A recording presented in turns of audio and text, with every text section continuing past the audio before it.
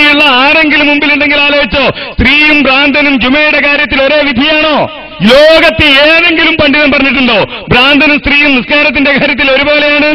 നിങ്ങളുടെയൊക്കെ ഭാര്യമാരെയും ഉമ്മമാരെയും സഹോദരിമാരെയും ഭ്രാന്തന്റെ കൂട്ടത്തിൽ ഉൾപ്പെടുത്തിയ കാന്തപുരത്തിന്റെ പേര് കേൾക്കുമ്പോൾ നിങ്ങൾ തക്ബീർ ചൊല്ലുന്നുവെങ്കിൽ നിങ്ങളുടെ ബുദ്ധി എവിടെ പോയി എന്ന് മാത്രമാ ചോദിക്കുന്നത്. എന്നിട്ടോ നബിനയിൽ ഉറച്ചു നിൽക്കണ്ടേ? എന്തിനാ തിരുത്തി രണ്ടാമത് ഇത് പറഞ്ഞത്?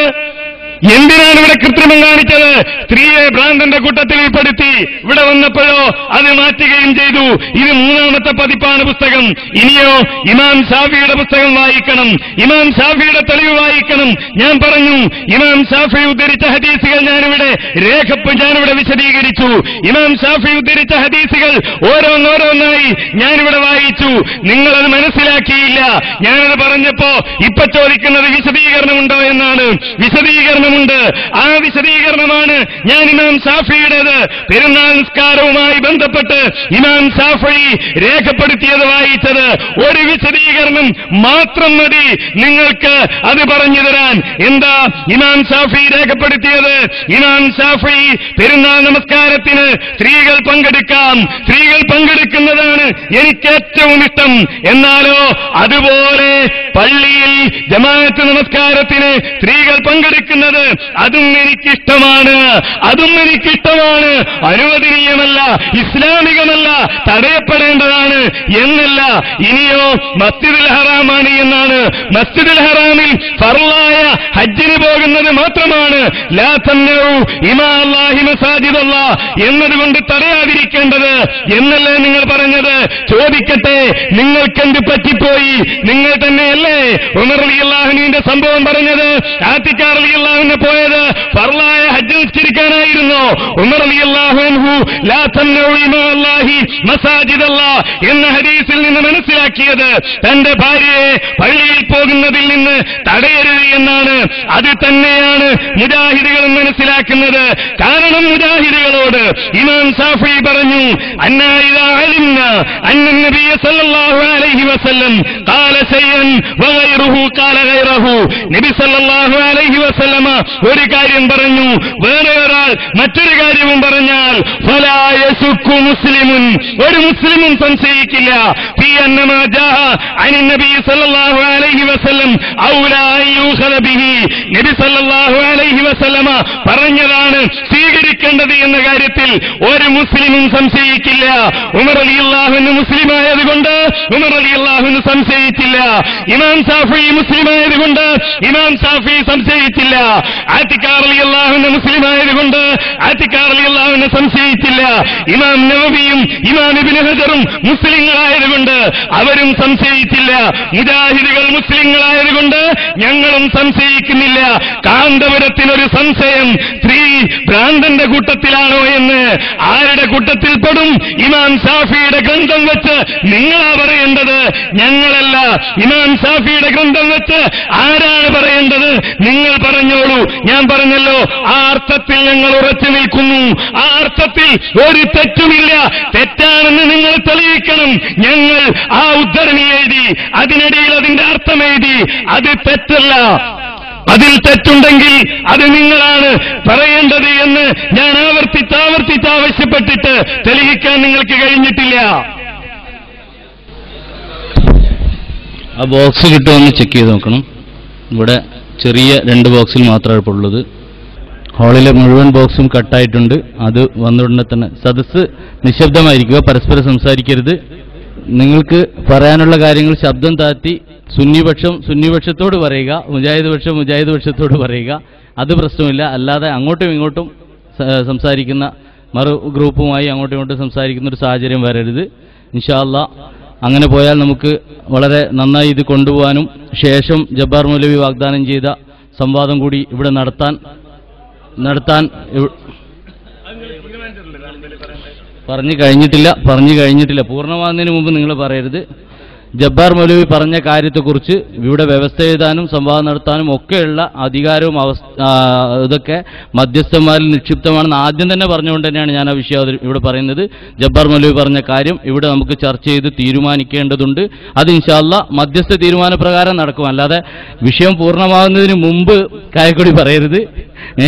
ഇത് ഓക്കെ, അതുകൊണ്ട് ഇൻഷാ അല്ലാഹ് നേരത്തെ സൂചിപ്പിച്ച രൂപത്തിൽ കാര്യങ്ങൾ നീങ്ങട്ടെ. ഓക്കെ, നമ്മൾ ഇവിടെ ഒരുമിച്ച് കൂടിയത് ഇപ്പോൾ നേരത്തെ എഴുതിയ വ്യവസ്ഥ പ്രകാരമുള്ള വാദപ്രതിവാദം നടക്കാനാണ്.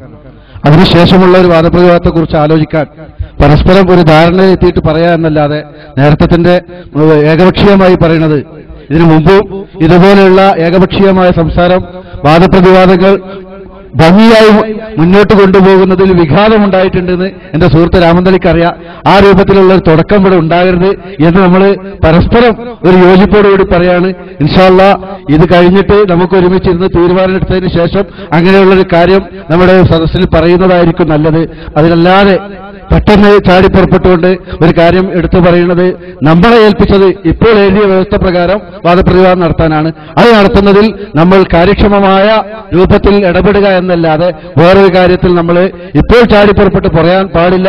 ആലോചിച്ചിട്ട് വേണം അത്തരം കാര്യങ്ങളൊക്കെ സംസാരിക്കാൻ. വേദിയിൽ നിന്ന് മുസ്ലിയാക്കന്മാരും മൗലവിമാരും പരസ്പരം അങ്ങോട്ടും ഇങ്ങോട്ടും പല കമന്റുകളും പറയുന്നുണ്ട്. അത് നോക്കുവാനും അതിനെക്കുറിച്ച് അഭിപ്രായം പറയാനും അല്ല നമ്മളെ ഇപ്പോൾ ഏൽപ്പിച്ചിട്ടുള്ളത് എന്ന് എന്റെ സുഹൃത്തിന് അറിയാം. അത് അദ്ദേഹം പിന്നെ കീപ്പ് ചെയ്യുമെന്ന് തന്നെയാണ് ഞാൻ വിചാരിക്കുന്നത്. സൗഹൃദപൂർണമായി ചർച്ച നടക്കാൻ വേണ്ടി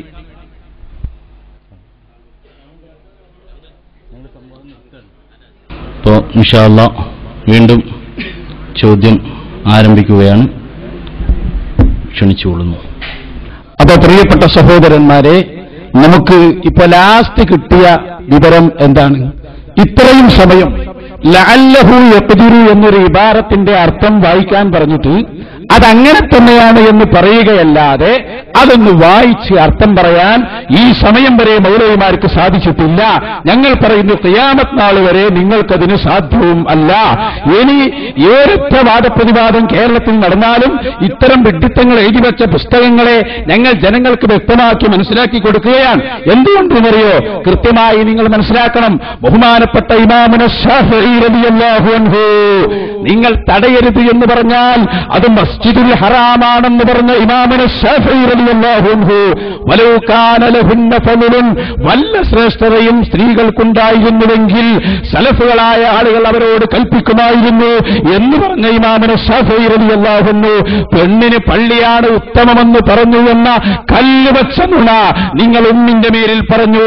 ഇതാ ഉമ്മ ഞാൻ വായിക്കുന്നു. എവിടെയാണതുള്ളത്? ലഅല്ലഹു യഖ്ദിറു അലാ ഇത്യാനിൽ ജുമുഅ. ഇതുവരെ കായക്കൊടിക്ക് മിണ്ടാൻ കഴിഞ്ഞിട്ടില്ല. പിന്നെ ജബ്ബാർ മൗലവിക്ക് അടക്കുന്നു ജിന്നളകിയതാണ്. കുഴപ്പമില്ല, ശരിയായിക്കോളും. മന്ത്രി സൂര്യ ശരിയാവും. പിന്നെ പാനത്തൊക്കെ ഇവിടെ ഉണ്ടല്ലോ, ഇൻഷാ അല്ലാഹ് അങ്ങോട്ട് ഞാൻ വരുന്നുണ്ട്. ഇപ്പൊ ഞാൻ ചോദിക്കുന്നത് മറുപടി പറയണം. പിന്നെ കാന്തപുരം ഉസ്താദില്ല, അല്ലന്റെ അർത്ഥം അറിയാത്ത നിങ്ങൾക്കുണ്ടോ? കാന്തപുരം ഉസ്താദിനെ അറിയുന്നു. അത് നിങ്ങൾക്ക് സാധ്യമല്ല. അതവിടെ നിൽക്കട്ടെ. ഞാൻ പറയുന്നത് ഇത് വായിക്ക്. ലഅല്ലഹു യഖ്ദിറു, അതിന്റെ അർത്ഥം കേട്ടോ. ലഅല്ലഹു യഖ്ദിറു എന്ന് പറഞ്ഞാൽ ആ പെണ്ണ് ഒരുപക്ഷേ ജുമഅക്ക് പോകാൻ കഴിവാകും എന്നാണ് ശാഫിസലായി അർത്ഥം വെച്ചത്. അങ്ങനെ ഒരു അർത്ഥം അതിൽ നിന്ന് കിട്ടുകയില്ല. എന്തുകൊണ്ട്? ലഅല്ല എന്നത് തന്നെ അതിന്റെ അർത്ഥം ശരിക്ക് പഠിച്ചോ. ഒരു സ്ഥലത്ത് ലഅല്ല എന്ന് പറഞ്ഞാൽ നേരത്തെ പറഞ്ഞ സംഭവത്തിൽ അത് ഉൾപ്പെടണമെങ്കിൽ നേരത്തെ പറഞ്ഞ സാധനം ആ വസ്തു ഉണ്ടാകാനുള്ള സാധ്യത വേണം. ഇനിയെങ്കിലും പഠിച്ചോ. പെണ്ണിന് ജുമഅക്ക് വരാൻ പാടില്ല എന്ന് പറഞ്ഞതിനുള്ള കാരണം എന്താണ്? പെണ്ണിന് ജുമഅയില്ല എന്ന് പറഞ്ഞ കാരണം എന്താണ്? മൗലവിമാര് വ്യക്തമാക്കണം. ആ കാരണം ഒരിക്കലും നീങ്ങുന്ന കാരണമല്ലല്ലോ. അതുകൊണ്ടാണ് ലഅല്ലഹു യഖ്ദിറു എന്ന് പറഞ്ഞതിൽ ഒരിക്കലും പെണ്ണുപെടൂലാന്ന് ഞങ്ങൾ പറയുന്നത്. അതിന് ലഅല്ലന്റെ അർത്ഥമറിയാത്ത നിങ്ങൾക്കുണ്ടോ? അത് മനസ്സിലാക്കാൻ കഴിയുന്നു. ഇനിയെങ്കിലും പഠിച്ചു വെച്ചോ. ആ ഒരു ഇബാദ ഞാൻ ചോദിച്ചത്. ലഅല്ല എവിടെയാണ് മൗലവി ഉപയോഗിക്കുക? ഈ പറഞ്ഞ വാക്കിന്റെ അർത്ഥം എന്താണ്? ഇനിയോ വേറെ രസം കിട്ടോ. ഏതായാലും ഒരു കാര്യം ഇപ്പോൾ സംഭവിച്ചു. അതെന്താ? ഷാഫി ഇമാമിന് ഹദീസ് തിരിഞ്ഞിട്ടില്ല. ഷാഫി ഇമാം പറഞ്ഞ് തെറ്റാണ് എന്നതിലേക്കാണ് നിങ്ങൾ പോകുന്നത്. എന്തുകൊണ്ട്? ഇമാം ഷാഫിഈ പറയുന്നു ലാ തംനഉ, നിങ്ങൾ തടയരുത് എന്ന് പറഞ്ഞാൽ മസ്ജിദുൽ ഹറാം തടയരുത് എന്നാണ് ഇമാമുന ഷാഫിഈ. മറ്റു പള്ളികൾ തടയാം ഇമാമുന ഷാഫിഈ. ഞാൻ ചോദിക്കട്ടെ, ഈ ഷാഫി ഇമാമിന് ഹദീസ് തിരിഞ്ഞൂല എന്താ തങ്ങൾ പറയുന്നത്? അത് ശരിക്ക് വ്യക്തമാക്കി കൊടുക്ക്. ഉമർ തങ്ങൾ പറഞ്ഞത് ഞങ്ങൾ വ്യക്തമാക്കി കൊടുക്ക. ഓ ചങ്ങാതിമാരെ, നിങ്ങളെ ഒരു മൗലവി ഇമാമ് നിൽക്കാണ്, കുറെ പെണ്ണുങ്ങൾ മൗമുമായി നിൽക്കുന്നു, അത് ജുമ ആകുന്നോ ആകൂലെന്നോ നിങ്ങളുടെ അഭിപ്രായം പറയണം. നിങ്ങള് ഒരു ഇമാമ് അതിന്റെ പേരിൽ